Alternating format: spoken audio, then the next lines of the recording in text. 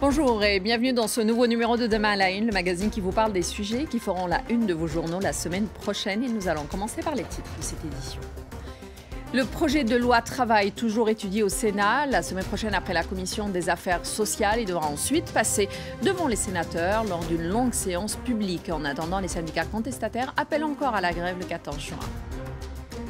Le procès de Blade Runner reprend le 13 juin. Oscar Pistorius comparaîtra à nouveau devant un tribunal sud-africain pour connaître sa peine, cette fois après avoir été jugé coupable de meurtre par la Cour suprême d'appel. Enfin, un peu de cuisine pour finir. Le Refugee Food Festival, dont la première édition compte rendre hommage à des chefs ayant le statut de réfugiés et à qui des restaurants parisiens ouvrent les portes. Bienvenue, j'ai le plaisir d'avoir à mes côtés pour cette première partie. Tout d'abord, notre grand reporter James André, bonjour. Bonjour. Merci d'être avec nous. Et pour la première fois à nos côtés, Pauline Glaise, qui est journaliste au service économie. Bonjour Pauline. Bonjour. Merci d'être avec nous. Nous allons donc commencer par la loi travail qui fait toujours la une de l'actualité en France. Le projet de loi entre donc en discussion au Sénat lundi 13 juin et mardi 14 juin connaîtra une nouvelle journée de grève interprofessionnelle à l'appel de plusieurs syndicats qui s'opposent à ce projet. Beaucoup de choses se passent en ce moment, James, mais est-ce qu'on peut dire peut-être un mot de là où ça en est dans les consultations entre le Sénat, l'Assemblée, etc. Eh bien écoutez, là, effectivement, le 13 juin, le texte va passer au Sénat. Il y a déjà 987 amendements qui ont été déposés par les sénateurs. Alors en fonction des différents partis, les revendications sont différentes. Il y a les frondeurs du PS qui demandent le retrait de l'article 2. Il y a les Républicains qui demandent des mesures plus libérales. Il y a vraiment... Le texte va être étudié en profondeur par le Sénat, à n'en pas douter. Ça peut être aussi l'occasion, quelque part, pour le gouvernement, d'édulcorer un petit peu sa position, quoique ça n'a pas l'air d'être ce qui se prépare pour l'instant. Et ensuite, ce texte, il va retourner au Parlement, et ça, ce sera fin juillet, ce qui d'ailleurs pose un problème. On n'a pas la date exacte pour le retour au Parlement, mais ça pose un problème à l'exécutif, parce que, en termes de calendrier, c'est une sorte de cauchemar quand même, alors qu'il y a une compétition de football majeure dans le pays. Absolument.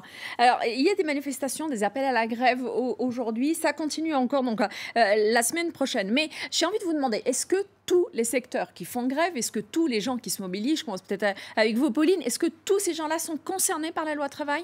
Non, pas tous. En fait, dans les raffineries, les terminaux pétroliers dont on a beaucoup parlé, eux sont directement concernés.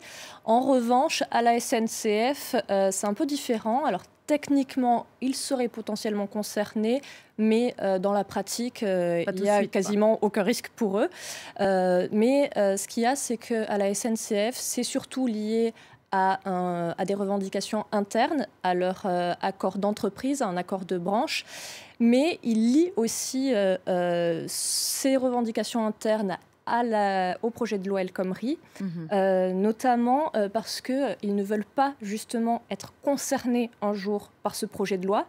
Et Sud, notamment, demande dans ses revendications, veut que les règles qui régissent l'organisation du travail pour les cheminots soient inscrits dans un décret et non pas dans un accord d'entreprise, justement parce que dans un décret, ce serait plus difficilement modifiable. Et puis, il y a aussi dans l'article 49 qui rejoint un petit peu l'article 2 du projet de loi El Khomri, cet article 49 dans l'accord d'entreprise à la SNCF qui a été ouvert à signature. Il autorise des dérogations locales sur l'organisation du temps de travail. Ce qui ne plaît pas non plus. Ce qui ne plaît pas aux syndicats. Et Air France, c'est pareil, parce qu'ils appellent quand même aussi à une grande mobilisation. Non, alors Air France, ce n'est pas du tout lié au projet de loi El Khomri. Pour eux, c'est vraiment des revendications internes, des revendications de longue date. Mais on met tout en même temps, quoi. Mais tout en même temps, donc c'est un peu lié à leur calendrier aussi, parce que... la direction a commencé à appliquer des mesures de compétitivité, enfin a fini d'appliquer des mesures de compétitivité au début du mois.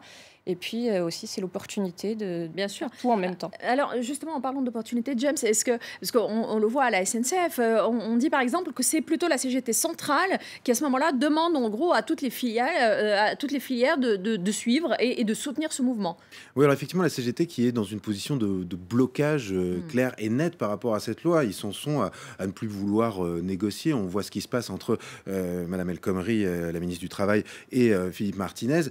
clairement, on est dans un face-à-face très dur, et on est dans ce face-à-face très dur, notamment parce que la CGT est en difficulté aujourd'hui. C'est un syndicat qui est donc majoritaire, mais en 2017, il va y avoir des consultations pour voir qui sont la représentativité des syndicats, et il se pourrait que la CGT passe derrière la CFDT, ce qui serait une première. Donc, en ce moment, la CGT a besoin de s'afficher comme un syndicat de combat, comme un syndicat jusqu'au boutiste, qui tient face au gouvernement, et quitte à braquer une partie de l'opinion publique. Alors justement, quitte à braquer une partie de l'opinion publique, la question se pose, parce que tout le monde se dit aujourd'hui, est-ce qu'on a un droit syndical, on a un droit de grève, c'est important de le maintenir, mais en face de ça, est-ce qu'il n'y a pas aussi un intérêt général peut-être à prendre en considération? Est-ce qu'aujourd'hui, on est dans cette opposition-là, par exemple?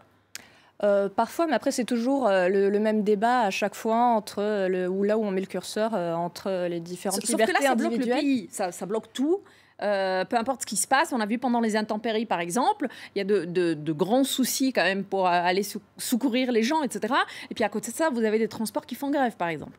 Oui, alors c'est vraiment une question de point de vue. C'est vrai que là maintenant, il y a une partie des Français qui sont beaucoup moins favorables au conflit, qui sont même plutôt défavorables.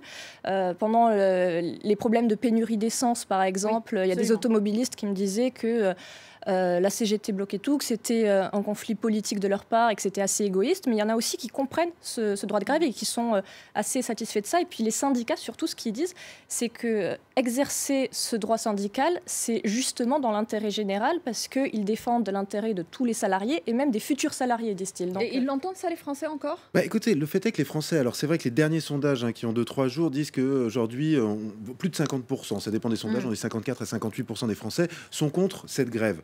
Alors, c'est vrai qu'il y a le calendrier, on arrive au début de l'euro. C'est vrai aussi que les gens, quand il y a un blocage long, ils commencent à voir leur situation personnelle, leur train qui part pas pour aller au bureau et ça les dérange.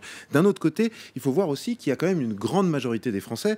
Alors, il y en a environ 40% qui veulent que le texte soit renégocié, discuté entre les partenaires sociaux et le gouvernement.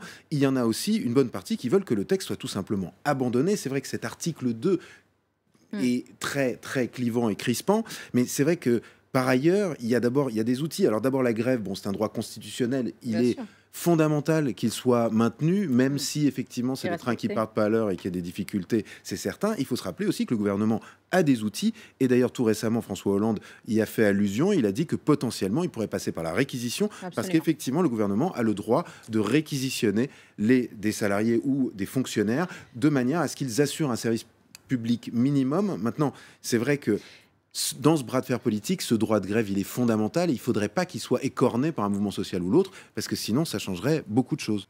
Alors justement, vous parliez du droit de réquisition, par exemple, et on a vu aujourd'hui la maire de Paris, Anne Hidalgo, qui est socialiste pourtant, et qui a critiqué cet appel à la réquisition. On voit de plus en plus, en fait, de voix dissidentes au sein du PS. Est-ce qu'aujourd'hui, le parti de la majorité se déchire? Pourtant, on est à un an des présidentielles.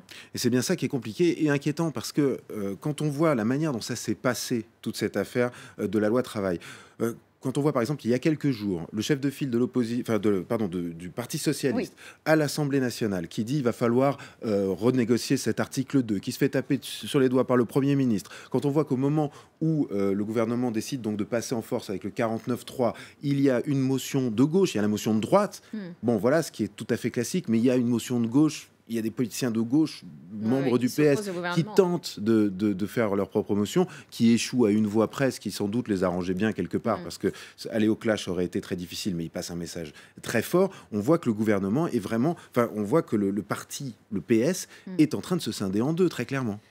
Pauline, est-ce qu'aujourd'hui, on peut dire, est-ce qu'il y a lieu de dire que ça devient un peu difficile de dire on peut réformer la France? Peut-on vraiment réformer la France quand on voit aujourd'hui que même un syndicat est capable de tout bloquer? Oui, alors déjà, je pense qu'il faut un petit peu nuancer parce que la CGT est en pointe, c'est vrai, mais il y a d'autres syndicats qui sont toujours dans le mouvement. Ils ont bloqué une partie de la France, mais il y a toujours des trains qui circulent. La pénurie était aussi due à une demande excessive du fait de la crainte d'une pénurie. C'est ça qui a engendré aussi une partie du problème. Et puis, mais c'est vrai qu'il y a réformer en France, ça peut être difficile. Il faut y aller petit pas par petit pas, notamment sur certains sujets. Je pense à la réforme des retraites, au temps de travail. Maintenant, il y a des réformes impopulaires qui passent. Je pense à la loi Macron, notamment, qui est passée, certes, avec le 49.3, oui. Mais malgré la fronde, elle a réussi à passer. Donc, En une minute, James, peut-on réformer la France vraiment aujourd'hui ? Ou est-ce que la Ve République est faite de manière à ce qu'on puisse avoir une balance finalement des pouvoirs ? Alors, il y a une balance, ça c'est très clair. Et après, il y a un calendrier qui fait que ce cas spécifique est très particulier. Il y a effectivement l'euro, il y a les présidentielles qui arrivent. Il y a tout un contexte qui fait qu'on est dans ce face-à-face total. Maintenant, est-ce qu'on peut réformer la France ? Je suis assez d'accord. On peut effectivement le faire par une politique des petits pas, mais on sait qu'il y a des choses entre guillemets sacrées auxquelles on a beaucoup de mal à toucher de manière efficace. Maintenant, quand on regarde justement ces motions, par exemple de défiance qui ont été lancées au moment du 49.3, la motion de droite, elle est pour dire que cette réforme n'est pas assez libérale. Oui. Et ensuite, c'est la gauche du PS qui est contre ce qu'est en train de faire la droite du PS, en tout cas le gouvernement. Bref, bon, mais c'est possible, mais à petits pas, donc. Oui, mais c'est-à-dire qu'il y a quand même aussi un mouvement, on va dire, de fond qui est en train de se développer. Et ce qu'on voit aussi sur ce conflit qui est quand même très particulier, c'est le niveau de violence. C'est-à-dire quand on a des manifestations sous les fenêtres de l'appartement de Madame Khomri, ministre du Travail, quand on a Emmanuel Macron qui se prend des œufs, quand on voit la violence des manifestations, il y a quand même aussi une lame de fond quelque part. Merci beaucoup, James. Merci à vous aussi, Pauline. Merci à vous. Surtout, vous restez en place. On revient juste après le bulletin d'information pour la deuxième partie de Demain à la Une. À tout de suite.